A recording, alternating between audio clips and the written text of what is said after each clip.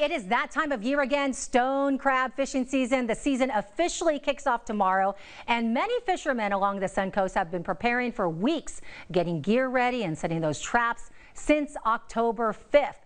Stone crab is one of those hot menu items for many, but unfortunately only comes at certain times of the year. Now, as we enter the season, we can see the crab return to our dinner orders, and there are some concerns on how red tide may impact the season. ABC 7's Justin Hobbs tells us more from Cortez. Living along a coastal community, this is the livelihood for so many. Casting the reel and catching fish, or setting out traps out in the water in order to catch our coveted stone crabs. However, environmental disasters and spills into our waterways are not only impacting the quality of our water, but also the livelihood of our local fishermen. Stone crab numbers across the state have been on the decline for over a decade now, and this is partially due to the quality of our waters out there.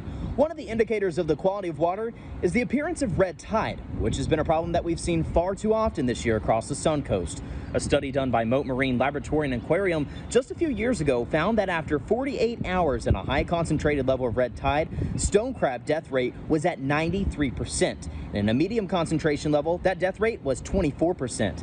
Following just a few more days, in fact 4 days later or 96 hours, those numbers decreased to 100% and 30%. Now, as we continue to watch red tide levels present all along the Sun Coast, these fishermen are excited to get back out on the water, but they're also nervous at how red tide could have impacted the season. People in general just need to be mindful of our impact on the water, talking about the red tide, our pollution, and, taking care of our waters, because this is where, people do live off these waters and harvest food that goes to these tables that everybody likes to enjoy. Now, the captain tells me that he hopes that this season is not going to be impacted as bad from red tide as, say, 2017 and 2018 season.